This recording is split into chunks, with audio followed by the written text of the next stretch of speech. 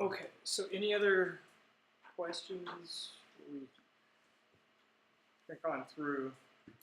So last week we did the markets, saw supply and demand analysis, and then in the videos did a little bit on more stuff on markets, did like common goods, public goods, and so that segues into the environmental policy component for this week.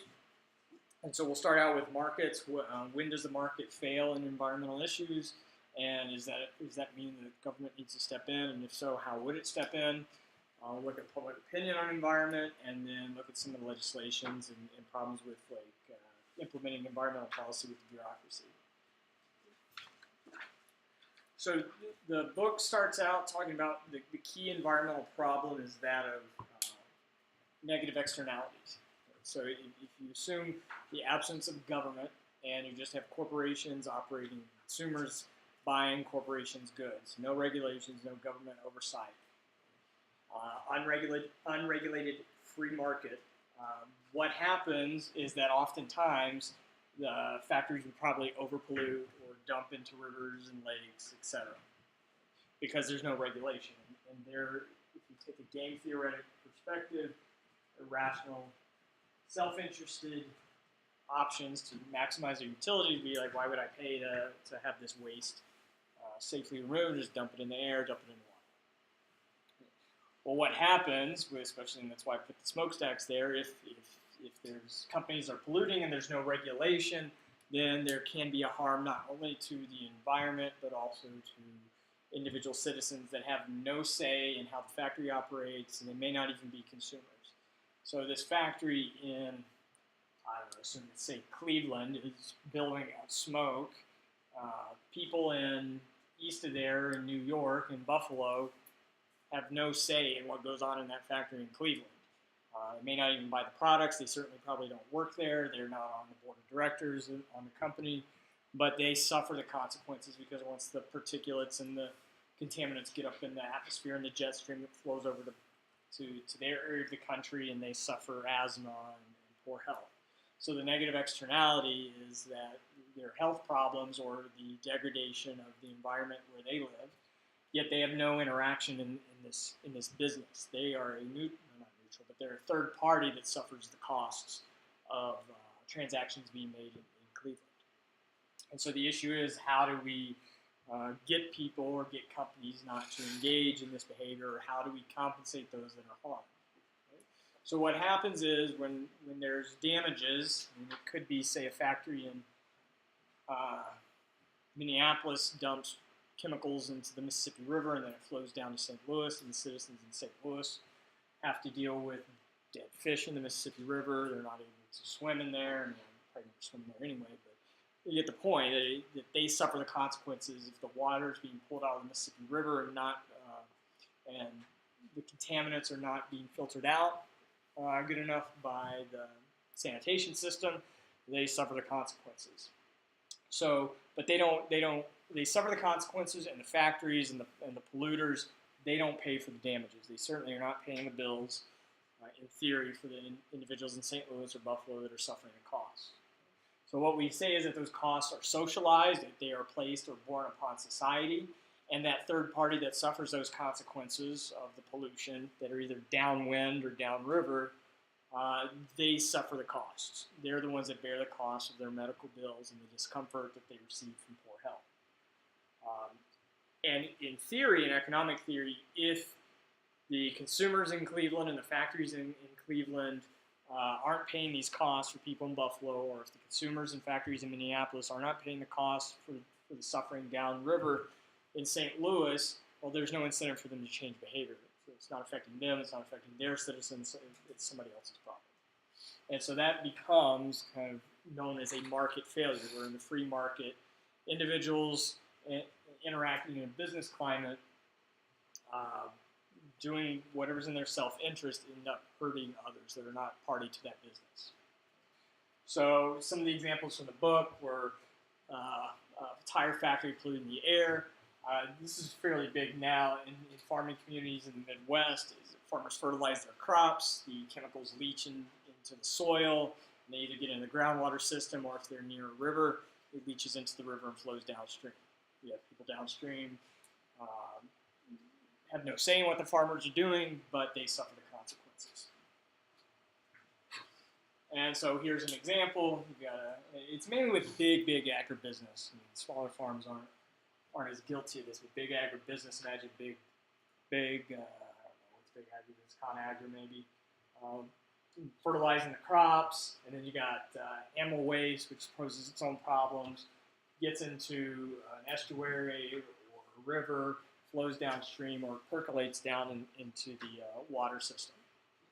And those that live downstream or even a neighboring community have to suffer from that.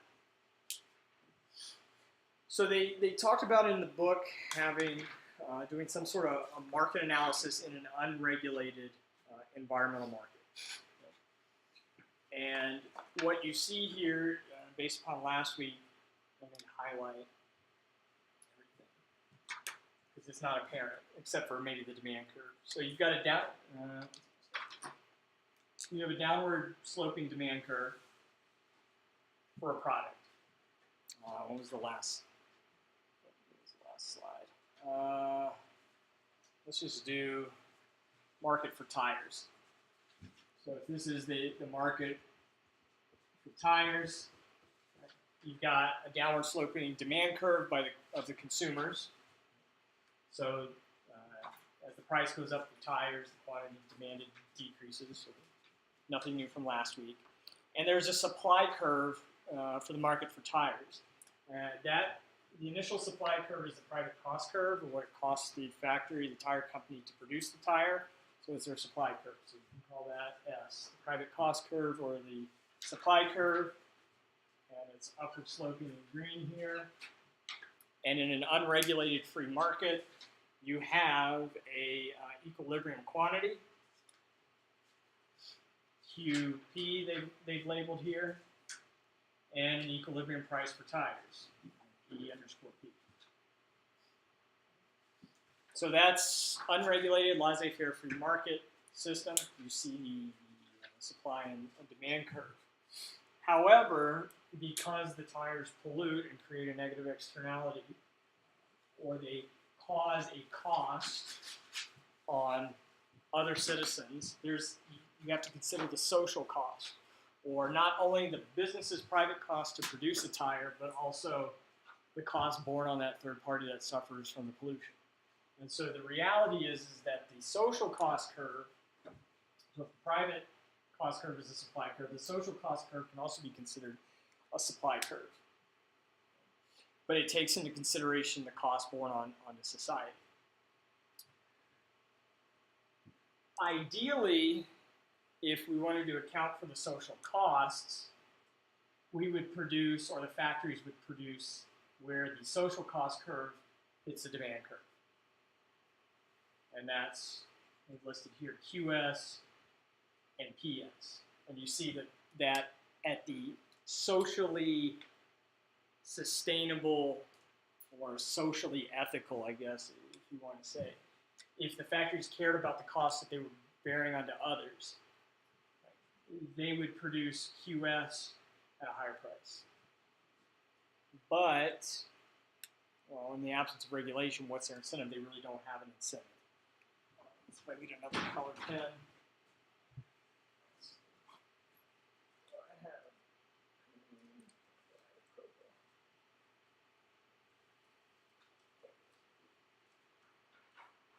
They're just going to operate on their private costs.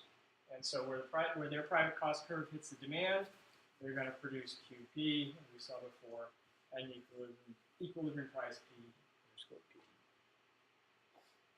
And so what happens in the market, yeah, consumers are paying a lower cost, right, for tires, but there's a cost to society, those third parties that are suffering from the pollution.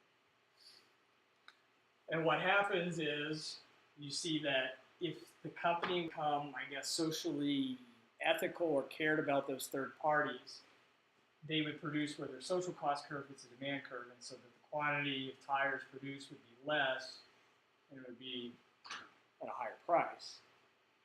But there's no incentive. They're going to produce more. They're going to produce where the private cost hits the demand curve.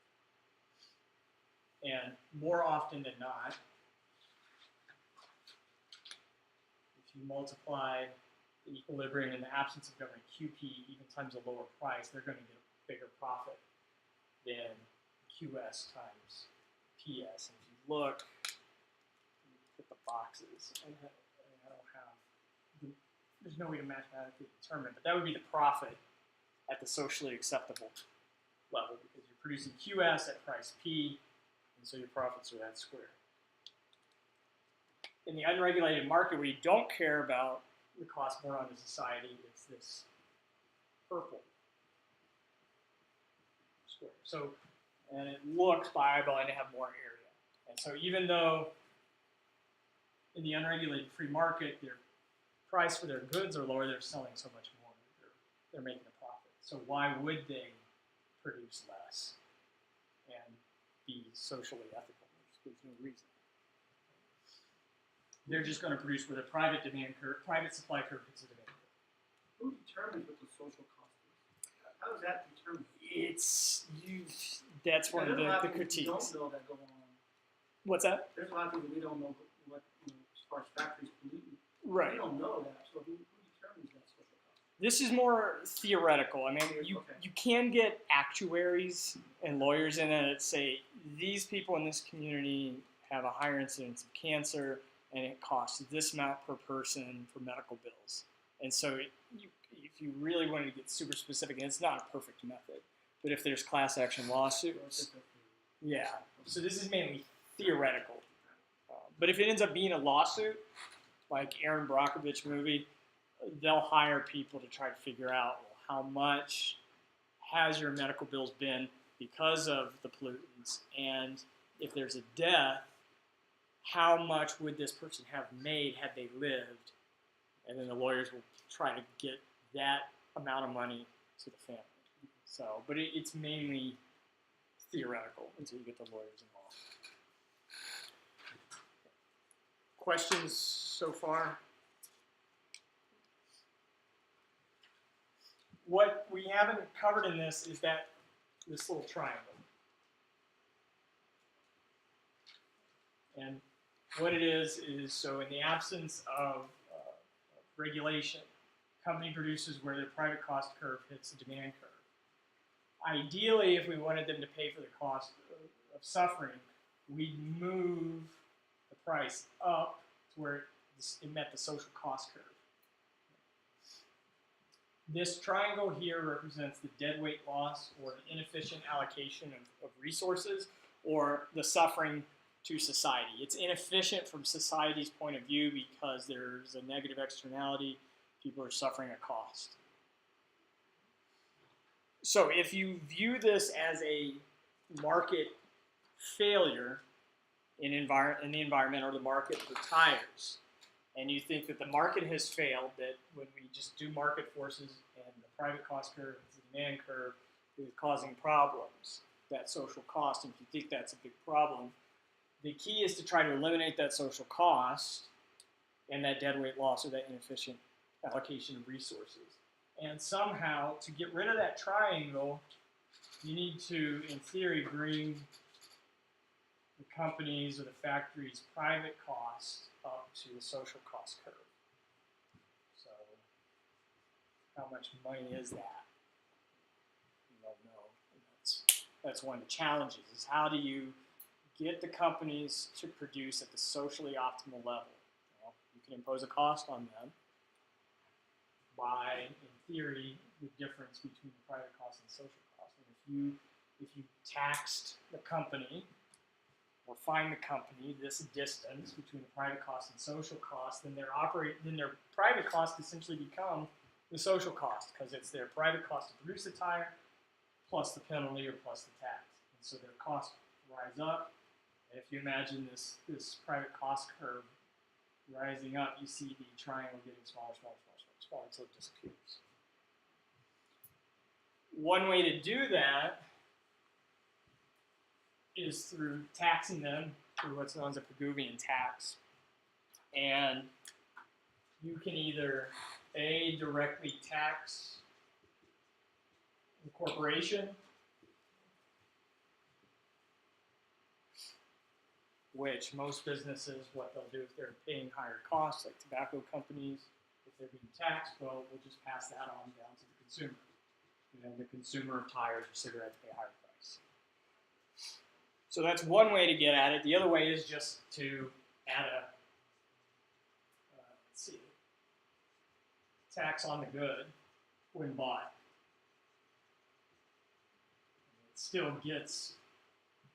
still being taxed on the consumer, but instead of going first, putting a tax on the corporation, which then offsets that with higher price onto the consumers, you can also government can place a tax on when the consumer goes to Walmart and buys a tire, or when they go to the gas station and buy cigarettes, you pay a higher tax on the consumer.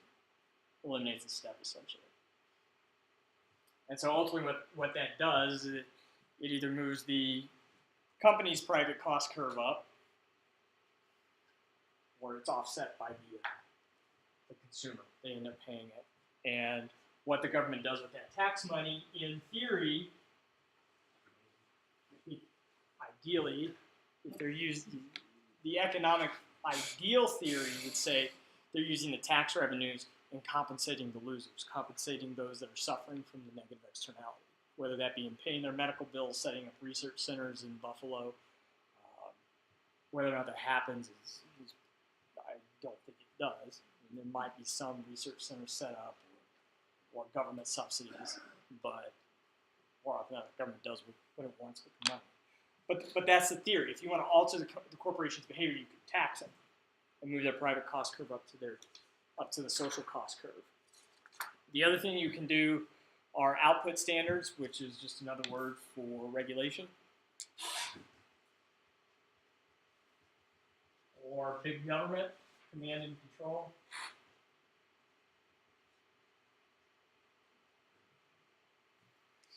Usually involves a higher level of government involvement than just taxing them.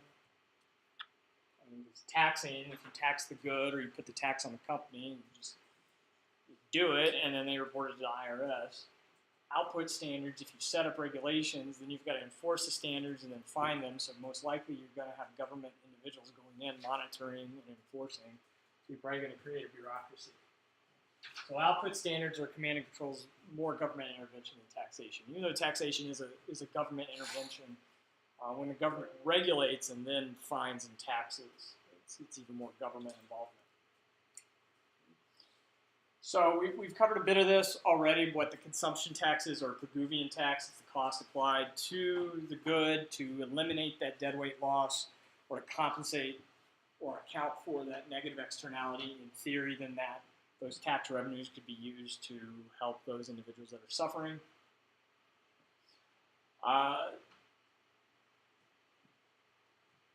The problem that we'll get to, so ideally if the tax per unit equals the cost of the externality per unit, so if the tax equals the cost, so if you can figure out that one-to-one, if you can exactly calculate it, then you will, essentially, the Pigouvian tax will move that private cost curve up to the social cost curve. But, I mean, that's theory. In reality, the problem is how do you calculate it? And because humans and government are not perfect, observing this difference in reality is very difficult. In theory, it works, but you go out, do your research, you have the EPA or government agencies trying to figure out what the cost is, and they say, well, we'll add $1 per tire. Well, maybe that only moves the private cost curve up a little bit. Maybe they can't accurately reflect how much they should tax them. Or maybe they say we should add $100 per tire and they overtax. It really messes up the corporation's bottom line and it goes overboard. So calculating this distance is very difficult. It's good in theory, but it's easier said than done. So that's one of the downsides of the Pigouvian tax. Whoops. And your output standards, again, are just command and control your regulations. So the government says you can't do this, or you can only do X amount of this, or you can only produce this amount, and if you go over, you'll be punished. And what happens is, usually you got a bureaucracy with agents and government officials that have to go in and monitor and find out who's not doing what they're supposed to be doing and then punish them accordingly. So, cons of the output standards, you're going to have to probably create bureaucracy. So the EPA, Department of Interior, and why is this expensive? Well, you have to have facilities, you've got to hire personnel. So to do this, to go out into the factory areas and with their little tools measure how much pollution they're sending out of their smokestacks. And so personnel means salary, it means benefits, it means equipment, scientific equipment to figure out how many parts per billion of a certain contaminant exists in the air cannot be cheap. And so it's very, very expensive to create a bureaucracy to do this. The EPA budget, billions of dollars. And one of the potential cons is that to monitor the corporations effectively, it's just too expensive. And in fact, that the expenses actually outweigh the benefits of getting that tax revenue and helping others. So it would be very expensive. And this means that taxpayers are paying it. You, I, every other citizen are paying for this bureaucracy. When maybe our tax dollars could be better spent somewhere else. The pros of output standards of command and control, well, you don't have to deal with the cons of the Pigouvian tax. You don't have to figure out that negative externality. You don't have to figure out a dollar figure. We're just going to set up regulation, and you're going to do it, and if you don't, we're going to fine you or punish you. The other thing is that it's bureaucracy, even though it's often viewed as a four-letter term, the added cost to the consumers only comes out of their taxpayer dollars, and it's probably out of your paychecks fractions of cents because it's multiplied by millions and millions of people. But if you're putting a Pigouvian tax on tires and you're paying $2 extra per tire to pay for that negative externality, well, consumers see that. It's much more tangible than the fractions of pennies that come out of the taxpayer dollars to fund the bureaucracy. So it's a little more politically feasible. Sure, people that are smokers don't like paying taxes, excise taxes on alcohol. People don't like paying when those go up, and those are real dollar figures that they see. Whereas with the bureaucracy, they don't see where their money goes. Questions about pros, cons of Pigouvian tax and output standards? Questions about the diagram? Make sure this video is still recording.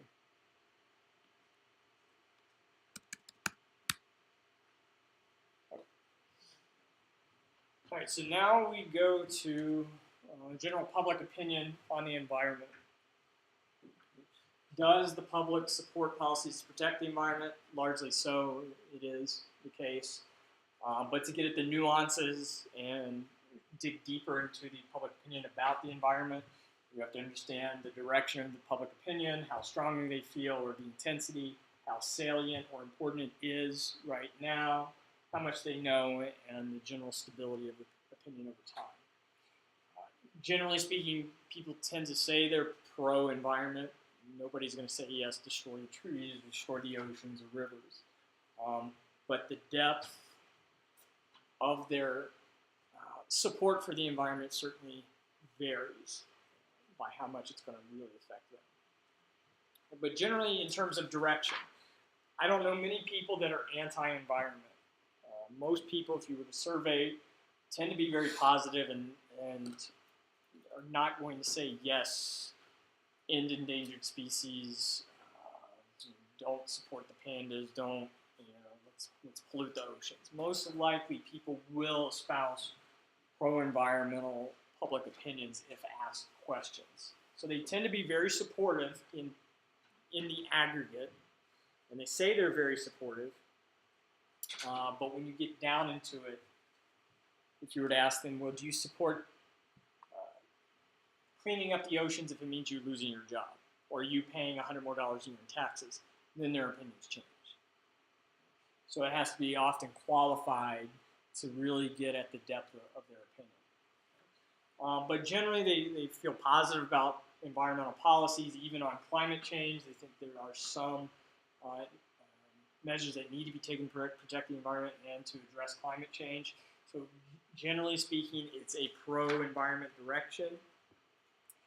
The intensity is kind of where it differs, how strongly a person feels about the environment. I don't think many people are not anti-environment, and they would say, if questioned, do you strongly support the environment? People are probably going to say yes, but then again, if you qualify it, compare your position on the environment to, say, healthcare policy or tax policy. The environment's probably a lot lower in the pecking order for citizens. So the intensity will vary. It tends to be moderately strong. People are supportive of the environment, and it's fairly stable. There's some minor fluctuations, but there are not major pendulum swings over time. It's a fairly positive, stable opinion that we need to protect the environment. And they're okay, in general, with increases in regulatory standards, and they're generally okay if you were to survey them saying, should this company be punished for polluting, or should companies pay more to protect the environment? They're usually okay with that until the costs are borne on themselves. Basically, I'll support the environment as long as it doesn't affect me, as long as I don't have to pay it in higher taxes, as long as I don't have to pay it in higher prices for goods, for automobile products, etc., oil. I'm fine with the environment unless I have to pay for it. And most surveys, referenda that are phrased very positively tend to get yay responses or tend to get support. People will, do you support tougher crime laws? Yes. Do you want to grow the economy? Yes. Do you want to protect the environment? Yes. Do you support protecting the health of the elderly? Yes. But sometimes these two are opposed to each other. So ask somebody, do you support protecting the environment? Yes. Do you support attempts to grow the economy? Yes. But then you say, well, to grow the economy, we need to lessen the regulations on companies. Then people will wait, oh, well, maybe the environment can take a little bit of a hit as long as the economy grows. So people, in terms of public opinion and political ideas, they're not very knowledgeable, and it's kind of difficult for them to weigh options, even though some are sometimes diametrically opposed to that. For example, you ask people in labor unions or the coal industry, do you support protecting the environment? You may not be as strong as some tree huggers in California, but they're probably still going to say, yeah, we shouldn't destroy the environment, but if it's going to cost them their coal mining job, they're probably going to take their job over the economy. So again, they do not want to suffer the consequences of environmental protection. So they do generally prefer policies that benefit society at the price of private governments, but they don't want to pay for it. And at the end of the day, in terms of saliency or how important the environment is, usually, and we get at this here, do you support the environment if it means you losing your job? The economy, my job, my taxes are much more salient to me right here, right now, than the river or the endangered species or the air that's being polluted. So it's not as salient, the environment's not as salient as other key issues for citizens, especially ones that affect their pocketbooks and wallets. So generally speaking, environmental issues are not issues where citizens are going to lobby the government. It tends to be only those citizens that are super, super interested in the environment and that are connected either through their jobs or through nonprofit organizations. Say they're a member of Sierra Club, World Wildlife Fund.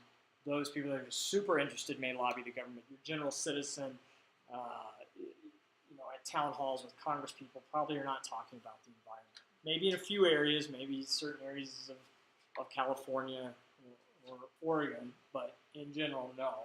The average citizen, there's more salient or more important or more demanding issues for them. And here's the case in point from data that the authors produced. Percent of citizens that say that the issue is very important. Economy, number one, it looks like about 74, 73% of citizens say the economy is very important, followed by healthcare. I'll even have government spending. I don't know what happens up there, but Social Security, very important, especially with the elderly population. Job creation, economy kind of go the same way. But you see, you don't get to environment. I mean, education is even more important. Gun control, taxes, energy, small business, national security, immigration, and then environment. At the time, when I was writing the book, the only issue that was not as important as the environment was the war in Afghanistan. And so the environment is way down, way low in terms of the pecking order of salient or important issues right here, right now for citizens. Questions so far, public opinion? I'm not sure if this video is going to work. Or, let's see. Oh, okay, yeah, okay, this is great. Let's see. This was one of the last presidential debates in a town hall format. And this question, if you remember, the guy's name was Ken Bone, kind of gets at the trade-off between the economy and the environment. And I'm trying to get the sound. What steps will your energy policy take to meet our energy needs, while at the same time remaining environmentally friendly and minimizing job loss for fossil power plant workers? Absolutely. I think it's such a great question because energy is under siege by the Obama administration, under absolute siege. The EPA, Environmental Protection Agency, is killing these energy companies. And foreign companies are now coming in, buying so many of our different plants, and then rejiggering the plant so that they can take care of their oil. We are killing, absolutely killing our energy business in this country. Now, I'm all for alternative forms of energy, including wind, including solar, etc. But we need much more than wind and solar. And you look at our miners. Hillary Clinton wants to put all the miners out of business. There is a thing called clean coal. Coal will last for 1,000 years in this country. Now we have natural gas and so many other things because of technology. We have unbelievable. We have found over the last 7 years, we have found tremendous wealth right under our feet. So good, especially when you have 20 trillion in debt. I will bring our energy companies back. They'll be able to compete. They'll make money. They'll pay off our national debt. They'll pay off our tremendous budget deficits, which are tremendous. But we are putting our energy companies out of business. We have to bring back our workers. You take a look at what's happening to steel and the cost of steel, and China dumping vast amounts of steel all over the United States, which essentially is killing our steel workers and our steel companies. We have to guard our energy companies. We have to make it possible. The EPA is so restrictive that they are putting our energy companies out of business. And all you have to do is go to a great place like West Virginia or places like Ohio, which is phenomenal, or places like Pennsylvania, and you see what they're doing to the people, miners and others in the energy business. It's a disgrace. Time's up. Thank you, It's sir. an absolute disgrace. And actually, Secretary Clinton, 2 minutes. well, that was very interesting. First of all, China is illegally dumping steel in the United States, and Donald Trump is buying it to build his buildings, putting steel workers and American steel plants out of business. That's something that I fought against as a senator, and that I would have a trade prosecutor to make sure that we don't get taken advantage of by China on steel or anything else. you know, because it sounds like you're in the business or you're aware of people in the business, you know that we are now for the first time ever energy independent. We are not dependent upon the Middle East, but the Middle East still controls a lot of the prices. So the price of oil has been way down, and that has had a damaging effect on a lot of the oil companies, right? We are, however, producing a lot of natural gas, which serves as a bridge to more renewable fuels, and I think that's an important transition. We've got to remain energy independent. It gives us much more power and freedom than to be worried about what goes on in the Middle East. We have enough worries over there without having to worry about that.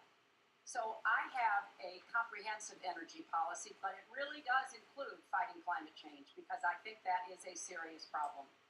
And I support moving toward more clean, renewable energy as quickly as we can because I think we can be the 21st century clean energy superpower and create millions of new jobs and businesses.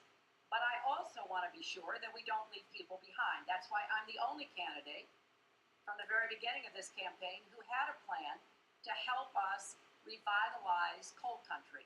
Because those coal miners and their fathers and their grandfathers, they dug that coal out. A lot of them lost their lives, they were injured, but they turned the lights on and they powered our factories. I don't want to walk away from them, so we've got to do something for them. But the price of coal is down worldwide. So we have to look at this comprehensively, and that's exactly what I have proposed. I hope you will go to HillaryClinton.com. So I mean, I don't think either candidate really answered the question because I think it's sort of difficult to be so pro-environment and save jobs, especially in the energy industry. There is some truth to the clean coal, and we'll get to towards the end of class. But I mean, I don't know. What are your thoughts? Is she saying we're going to put tariffs on Chinese steel? Is that what that was? I don't think she ever specific. How else do you punish China for their steel selling in Yeah, you America? have to. Tariff the company? Yeah. Import tariffs would be when it comes in. You're not going to tariff the steel company from China, and they pass it on to the consumer, and then you just tax the business. Maybe the business, consumer, or you tax when their steel arrives on a boat. You measure how much steel it is, and you put the tariff on the company for China. The energy sector is a big issue because of our dependence on natural gas, coal, fossil fuels. Mhm. That's the proper term. So when you look at an area like El Paso's electrical company has been in place since it was first built, and it will never go away. It's a coal-fired factory that does what it does, but it's in one of the largest solar and wind electricity producing regions in the entire United States. 25% of the solar and wind electricity produced comes from this part of the world. Now Texas has another problem. Just to speak to El Paso, it also controls roughly a third of the fossil fuels in the United States, just in the Texas region itself. We've created dependencies, right? So if we start getting rid of gas, coal, things that benefit from it, then there's massive impacts on consumers because I don't know of too many people that are driving fully electric cars. We're driving hybrids, we're driving gas guzzlers, we're driving all these things. So now there's a massive impact on consumers. We can't do it quickly. It's going to have to be a slow roll that people buy into. And all that really does is impact the people that make all the money that are paying these huge lobby campaigns and all of these lobbying organizations to put pressure on senators and put pressure on the politicians. You still have the non-believers in climate change.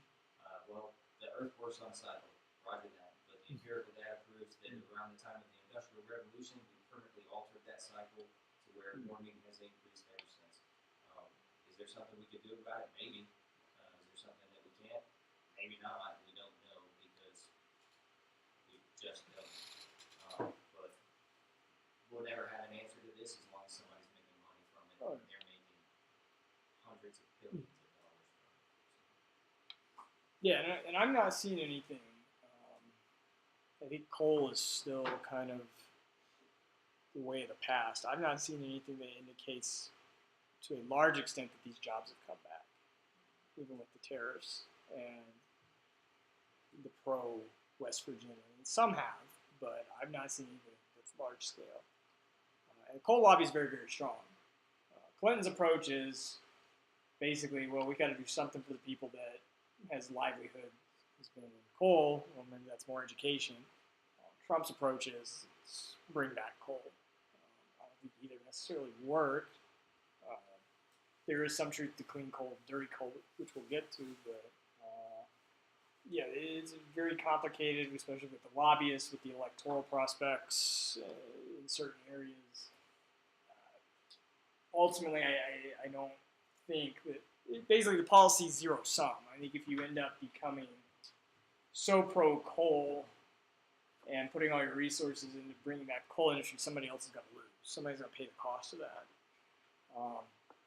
And vice versa, if you spend all your resources going to a different type of system in West Virginia and providing education for people, it may not work. Everything's zero sum. And more pro-environment probably means sacrificing jobs. More jobs probably means you got to sacrifice a little bit on the environment. Wasn't there an instance a couple of years ago, correct me if I'm wrong, that they went and were offering vocational training for people in the coal industry, and they, by and large, turned it down? I'm not sure. There is a book. Oh, what's the author's name? I can't remember the author's name, but the title is one to remember. It's called Hillbilly Elegy, and it talks about the coal industry in eastern Kentucky. And basically, a guy who his family were coal miners all his life, and he ended up leaving. He became a journalist or something. It's been a couple years since I read it, and he kind of tracks that kind of. I wouldn't say necessarily mentality, but yeah, it's people are so wedded to coal. It's like it's all they know, and when outsiders come in, they're very wary of that. And he tracks that trend, and his argument's kind of like it's gone and it's probably not coming back. It's kind of like going to Nebraska and telling them they can't farm corn. They're going to learn how to be miners. Yeah, They're not mine what? Yeah. I mean, if corn was, So I got to leave where I live. My own property. and that's what they discuss in that book, and it kind of coincides with the rise of the populism of Trump. That all these people losing their jobs, and here comes somebody in that says we're going to bring it back. We're going to do this, this, and this. And whether that's happened at a large scale, I don't think it's happened at a large scale. But I think the situation's improved some, but I don't know if as much as people want. It'll be interesting to see what happens in the midterms in those areas. There was an article that was saying the Midwest is certain areas in the Midwest are not happy with Trump and with campaign promises not met. And so we'll see if that really happens next week, if there are certain areas where the swing goes from red to blue. And what the exit polls say. If the exit polls say it's the economy or I'm not better off now than I was 2 years ago, then that would say something. But we'll know more next Wednesday. All right, we're going to talk about another theory. Your book barely mentions it, but it's one of the biggest theories in the policy process. And it's called Kingdon's Policy Streams Theory. And he seeks to explain when policy changes or when there's major initiatives in policymaking and changes in the policy atmosphere. It kind of fits in with environment when you see a major change in approach to environmental policy in the U.S. Kingdon's, and we'll get more to it in just a second, but one of the key ideas of Kingdon's policy streams theory is that there's a focusing event or focusing events. Focusing events, major problems that are out in the media that scare people or that create immediate need for action. So, like Hurricane Katrina and reorganization of FEMA. 9/11, big time focusing event. We had new new departments pop up, new policies almost overnight. That's a focusing event.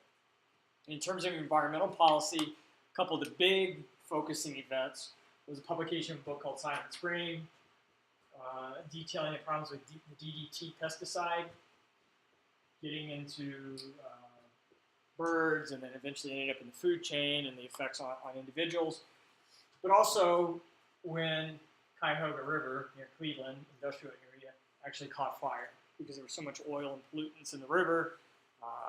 It somehow a spark hit it, or somebody threw a match or something. It actually was on fire and burned on the water, and it's not something you see every day, but that's how bad the pollution was in the Cuyahoga River back in '69, and it kind of brands images in people's minds. It was interesting that fire, like, I don't remember it was 8 times. Oh yeah. Before that, but it seemed like all these policies on the environment happened in like 68, 74. Yeah, and I think there's more that happened. I mean, I wasn't around at that time, but eventually with all that catching fire and then reports coming out about DDT, this may have also been about the time Ralph Nader was becoming big in terms of consumer advocacy. I think he was in the mid-70s. So it was a time where there were some obvious problems in the environment. You had these focusing events. So Kingan argues that usually there's a focusing event that causes the three types of streams to come together. Again, this is theoretical, so it's a theory stream. It's not an actual physical body of water. But think of it as you've got a problem stream.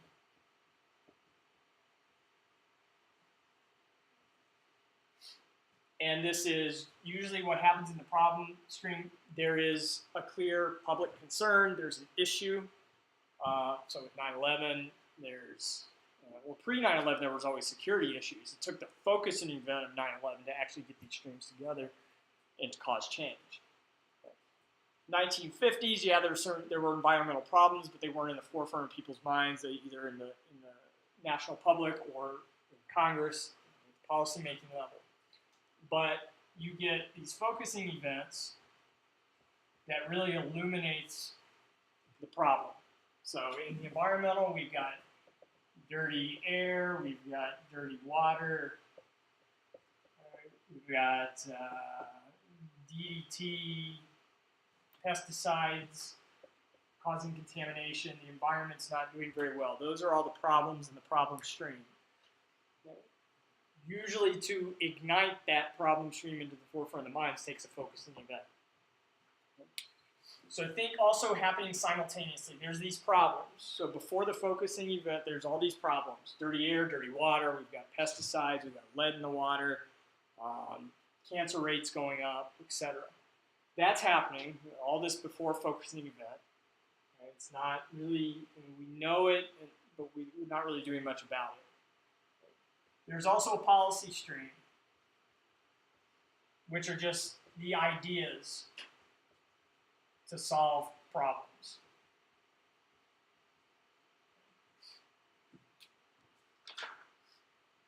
So, there's always pundits, academic researchers, think tanks, politicians, even bureaucrats. All of these individuals have ideas on how to solve problems. They've got ideas of what is a good policy. So these are just generally ideas that in theory can be debated. So you've got Republicans and Democrats in Congress that have ideas of what to do. You've got the EPA and other environmental organizations, what they think the policies are. You've got think tanks where people are working to try to figure out best policies, like the Brookings Institute, Heritage Foundation, etc. You've got pundits, maybe not on TV in the 50s or 60s, but today there are pundits that say this is what needs to be done. There's academic research. There's lobbyists that have ideas on what should be the policy. And then you have a politics stream. What's going on in the political atmosphere? And this could be government ideology or makeup. So who holds power in Congress and the presidency? It can also be the national mood or public opinion.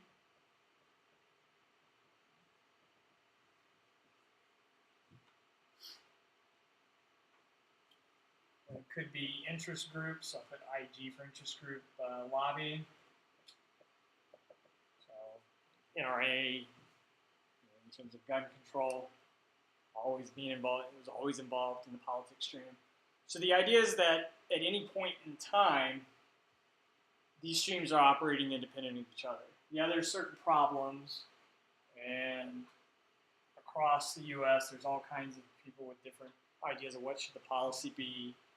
And then there's what's going on in politics right now. What's public opinion? What's the government makeup? The only time, according to Kingdon, in theory, when policy changes is when these three streams meet. And he calls that a policy window. When those three streams meet, he says a policy opportunity opens up. And when the timing's right, essentially when all conditions are ideal, these three streams come together. Usually when everything's ideal, when those three streams come together, is a focusing event. The focusing event that happens in the problem stream. So, for example, if you want to apply this to national security and 9/11, you could say that there's a problem. We'll say before the focusing event. So a problem, we've got national security, maybe had some attempted attacks, World Trade Center in the early 90s, maybe some foiled attacks. So we have all these problems. Maybe airport security is not very tight. So we know there's security problems. We see it in these minor incidents, relatively speaking. We know that there's an issue. Maybe ports of entry aren't secure. People are coming in from areas known to harm terrorists, so that's a problem. It might not be on the forefront of the minds of the politicians because there's something else out there that's grabbing their attention. We know that there's a problem out there. There's some issues that ideally could be solved. And then in the policy stream, you've got all these ideas and policy proposals potentially from Department of Defense, so that's your bureaucracy. You've got politicians, you've got think tanks, you've got people writing articles about newspapers and journals about the issue of security. And then, there's the politics stream. Really pre-9/11, you got Clinton, not typically national security of his interest, but it's not something he's really campaigning on. Early 90s as Democratic Congress. After that, I can't remember if it was completely Republican, but I know at times there was a split Congress in terms of who controlled the House and who controlled the Senate. National mood, probably the average citizen in 98, 99, probably not too worried about terrorist attacks on airplanes, national security is probably not on their mind. And at times, probably Y2K, that little computer glitch thing with the 00. So all of this is operating pre-9/11, and then boom, you have a focusing event on September 11th with the bombing. The airplanes running into Pentagon and Twin Towers. During that time, that focusing event basically opened up a policy window. So 9/11 focusing event, policy window opens up. Right? Obviously, it's got to be addressed. The problem's now at the forefront.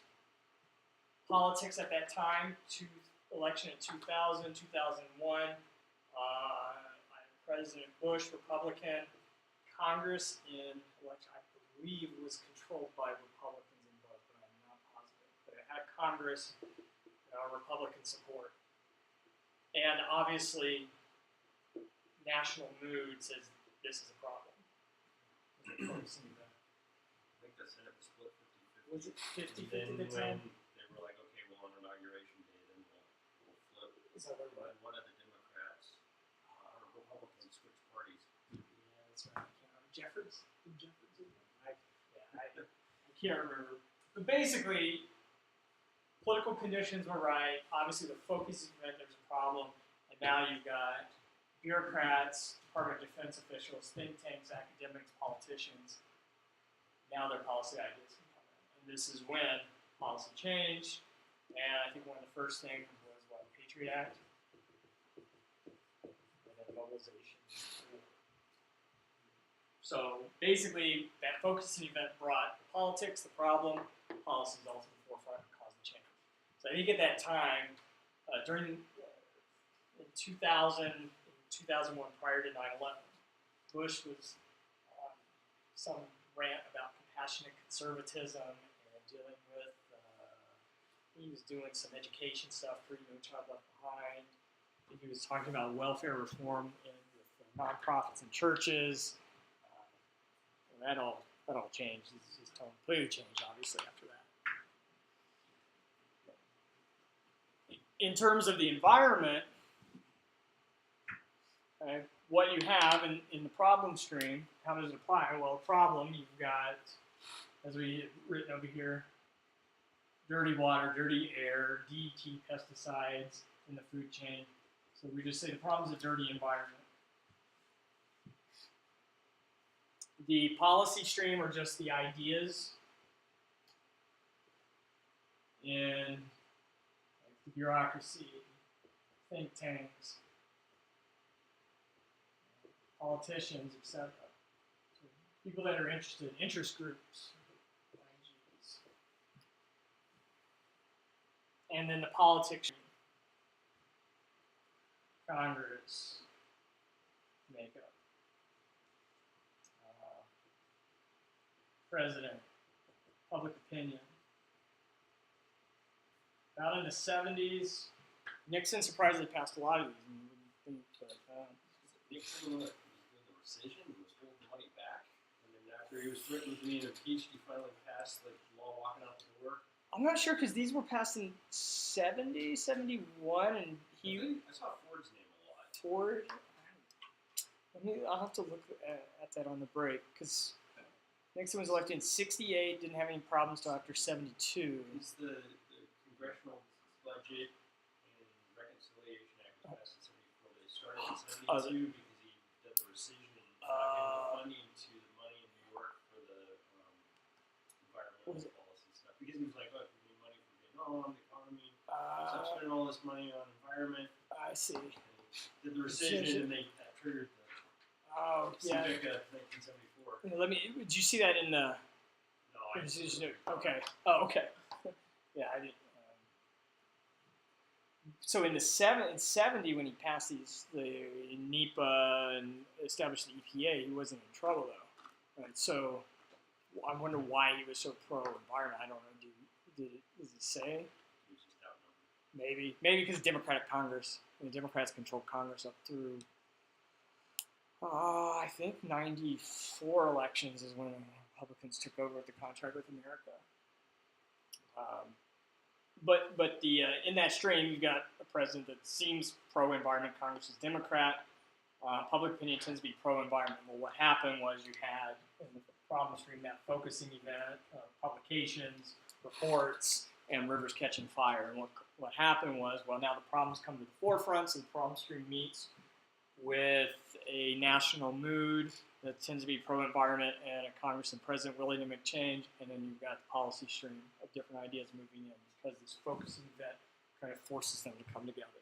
And that's when you see all these new legislations that occurred. So, wrong one.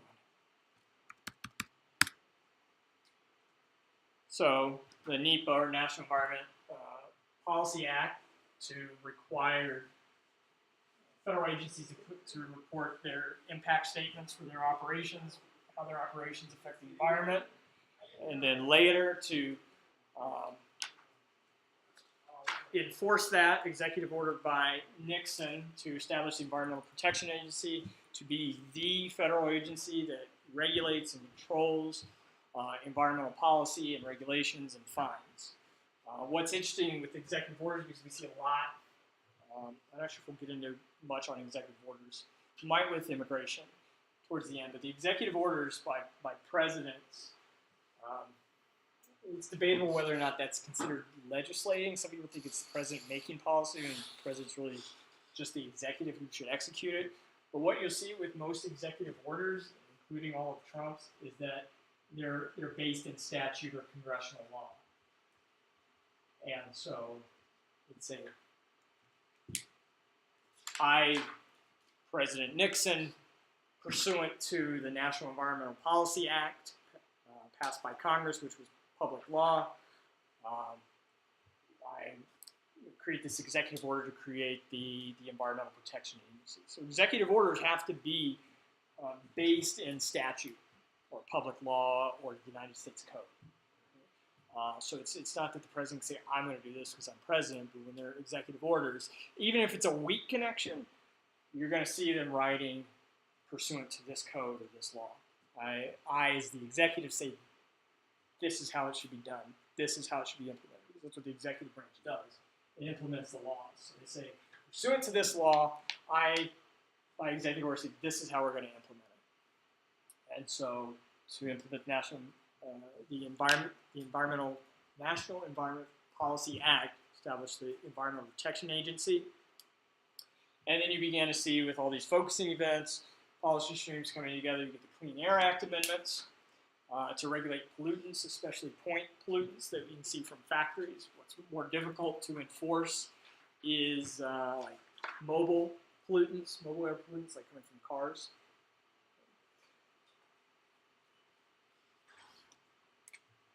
What is interesting, and we don't see it much in the political debate anymore. We saw a little bit in Bush-Gore, a little bit in Bush-Kerry. But based upon the 1990 Clean Act era amendments, it set into motion a system for permits for stationary sources. Stationary sources are like your factories. They're stationary, they don't move. You can see what they pollute. You can go there, you can measure it. Non-stationary are cars, because you don't know, even cars travel all over. They're not stationary, yet they still pollute. The permitting system is kind of an interesting system to get at clean air instead of just regulating and fining. It actually is a bit of a market-based solution. You may have seen it referred to as cap and trade policy. Trading of permits to pollute. And this gets into the idea, and Trump mentioned there is clean coal. There is clean coal. Oddly enough, Republicans tend to not, even though they tend to be a little bit more market-based in the environment, they tend not to support cap and trade. I think it may be because of what Pennsylvania, West Virginia, Ohio. But basically, if you draw the U.S., something like that.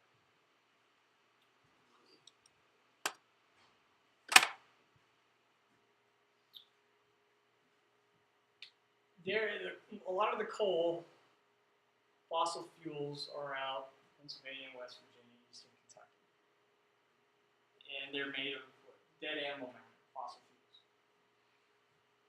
This is technically called dirty coal because when you burn it, all those organic, dead plant matter, animals from hundreds of thousands of years ago are in there. It releases sulfur dioxide into the atmosphere. And they tried this permitting system to combat acid rain in the 90s. The sulfur dioxide gets up in the atmosphere, rains down from the cloud, and it's in the rain, and then it eats away at monuments, limestone. That whole acid rain was a big thing when I was a kid. You don't hear much about it anymore. But it's from burning dirty coal. Most of the factories in this area, the Rust Belt, get their coal from this area of the country because, well, it's cheaper.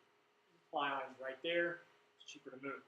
So you got factories in, Cleveland, Chicago, Buffalo, Akron, all those areas in the Rust Belt. They use this dirty coal. Those factories also tend to be older factories, not as efficient. They tend to pollute more. There is Western coal. And if you ask me where exactly it is, I'm not sure. But there's Western coal area that's known as clean coal. And it's coal with fewer organic compounds, produces less sulfur dioxide, produces less pollutants when it burns. Naturally, factories on the West Coast area that are closer to this area are newer, more technologically advanced, more likely to use clean coal. So what happens is, in general, this area of the country that burns dirty coal, or areas that bring in dirty coal, those factories are going to pollute more. And usually in the Rust Belt area with the older factories that are less technologically advanced, and they're using dirty coal, their pollution is through the roof. Compared to newer, more technologically advanced factories out west, they're using quote-unquote clean coal. So what you have in terms of cap and trade policy, and how they try to solve acid rain, the EU's also got a cap and trade system of permits, is you as a company or as a factory can pollute up to a certain amount. That's the cap. That's a government regulation. So that's the command and control. And whatever, they usually measure parts per billion in the atmosphere. So you can pollute up to X amount of parts per billion. Once you reach that cap, you get fined.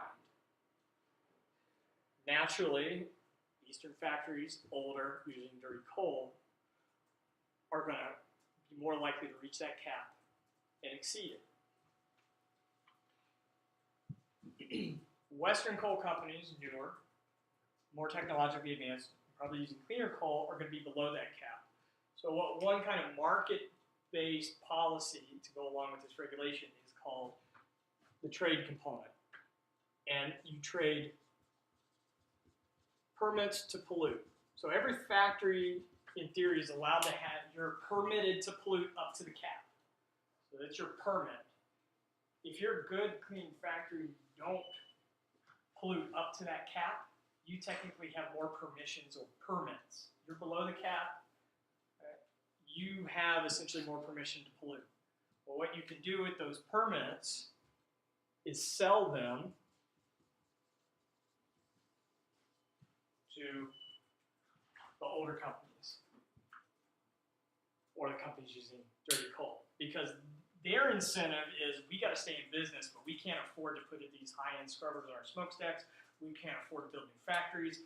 We can't afford to ship clean coal from the west all the way to the east. We don't have the money, but we can buy these permits to allow us to pollute above the cap. Western coal companies like this because, well, we've got newer factories, we use cleaner coal, now we can make a profit because we can sell the permissions to pollute and we make money. In theory, maybe these companies and corporations will try to get in on this permit trading. Maybe they'll innovate because we're tired of paying for permits. Maybe we can improve our factories, use different coal, figure out new technology so we can get in on the permit game. And the general idea is that in the aggregate, this cap and trading brings down overall pollution in the U.S. Now, the critics of it say that, well, what happens is you get hotspots of pollution. This area of the country is hacking and coughing, and this area of the country is relatively clean. You're making lots of money off of the permit. So there's the pros and cons to that. But this is a policy that's been debated in the U.S. using the 90s to attack acid rain. EU's using, I don't know to what extent in terms of success, but that's kind of the argument behind cap and trade. So when you hear politicians talk about it, this was a policy picked up by the Democrats. And I think why the Republicans didn't pick it up, even though it was a market-based policy, is they're trying to get that West Virginia vote. Because cap and trade probably ultimately, if these companies don't innovate, they could go out of business because they just can't. We can't innovate and we can't keep paying these permits, so we just shut down. That would be my guess. I mean, don't quote me on that. But all right, questions. Let's take a break and we'll get to most of the stuff after the break goes by pretty fast. But let's go ahead and stop there. And I'm going to stop this video so I can upload 2 separate files.